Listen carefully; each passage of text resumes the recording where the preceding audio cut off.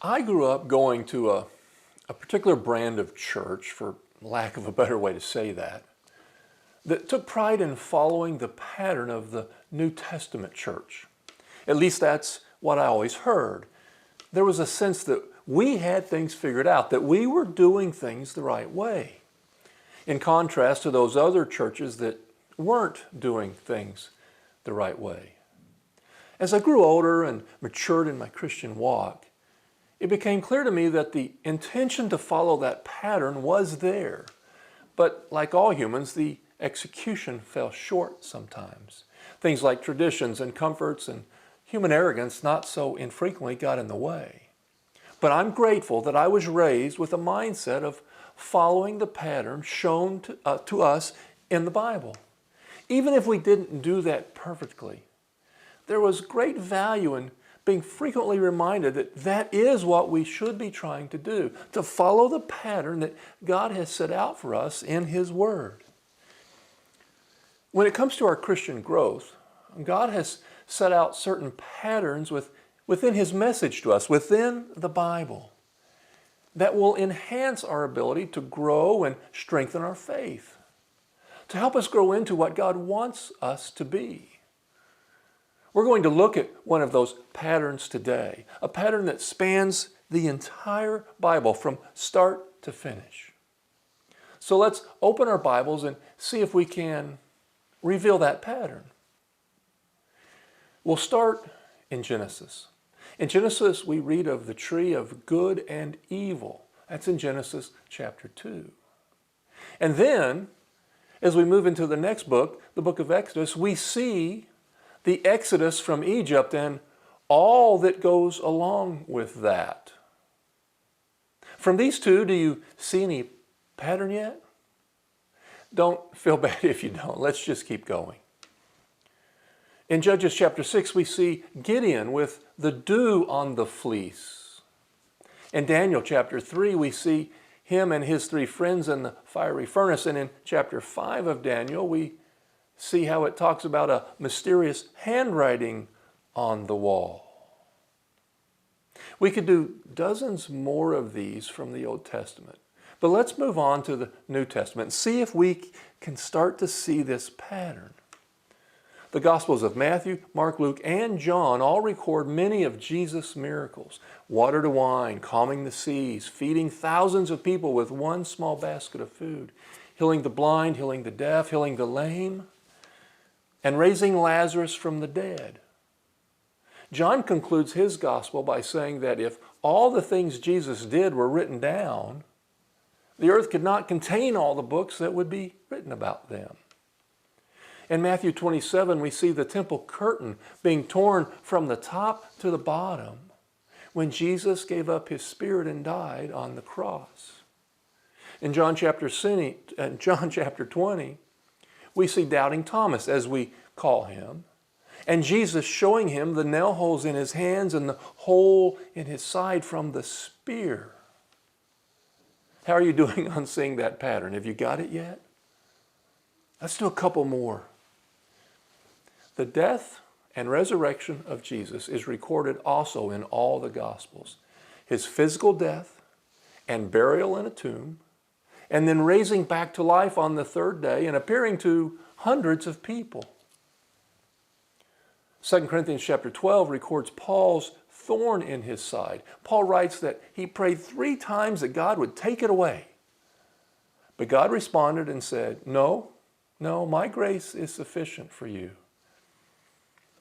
Paul tells the church in Rome in the first few paragraphs of his letter to them that God is present in the creation. He says, for His invisible attributes, namely His eternal power and divine nature, have been clearly perceived since the creation of the world in the things that have been made. Okay, that's probably the biggest clue yet as to what this pattern is that we need to see. Do you see the common theme throughout all of these passages? Do you see that this pattern is prevalent throughout the entire Bible? The pattern is this. God uses the physical to point to the spiritual. God uses the physical things of this world to point to that which is spiritual.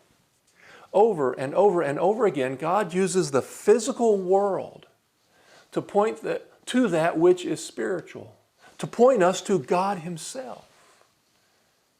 If we want to grow in our Christian maturity, in our spirituality, we must not only see the pattern in the Bible, we need to see the very same thing in our lives every day. We need to understand how the things in this world, the world around us, those things are pointing us to God, are pointing us to that which is spiritual. The wonder of the natural world points us to God. That's what Paul said in Romans chapter 1, that God is evident in the world around us, so that no one has an excuse. The interactions and the relationships that we have with others should be pointing us to God.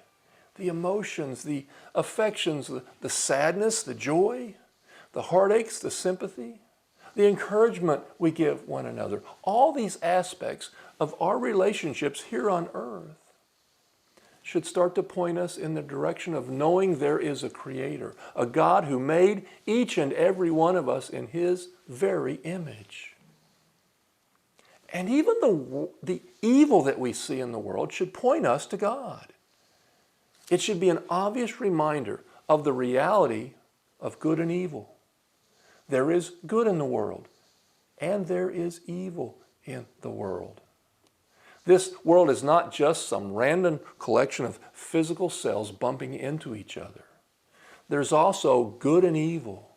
There's a spiritual aspect to this thing we call life. So what does this have to do with my growth as a Christian? And how well do we do this, seeing the spiritual from the physical? When we say we want to grow as Christians, that really means that we desire to grow spiritually. If we want to grow spiritually but aren't in tune with the spiritual aspect of this world, we're not going to grow. If we are consumed and only see the physical, where do we think the spiritual growth is going to come from? The Bible sets a pattern from start to finish of God using the physical to point to the spiritual. So how do we do that? How do we see the spiritual that the physical world is pointing to? Not to be sarcastic or overly simplistic, but a good place to start is to look for it. Be purposeful in looking for the spiritual. You certainly aren't likely to find what you're not even looking for. And here's a not so novel piece of advice. Ask God for help. Spend time in prayer asking God to help you see what He's trying to show you. Ask Him to open your eyes to what He has put in front of you. This sounds easy, but to be honest, I'm not sure we do a very good job of this. Last year, a few of my fellow saints and I took an earnest look at our prayers. And we were kind of surprised by what we discovered about ourselves. Our prayers were full of physical requests of God, things we wanted Him to do for us. A pretty small portion of our prayers were really focused on our spiritual growth. We were, in essence, asking God to have the spiritual point to the physical instead of the physical pointing to the spiritual, like the pattern in the Bible we just displayed.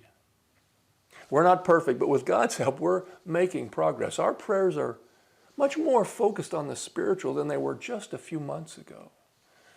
I'll put a link to a series of videos that came from our study in the description below in case you're interested in pursuing that a bit further. But to recap, there is a clear pattern in the Bible of God using the physical to point to the spiritual. And if we want to grow spiritually, we need to be aware of, tap into, and follow that pattern in our lives. In this video, we looked at an overarching pattern in the Bible to help us as Christians to grow.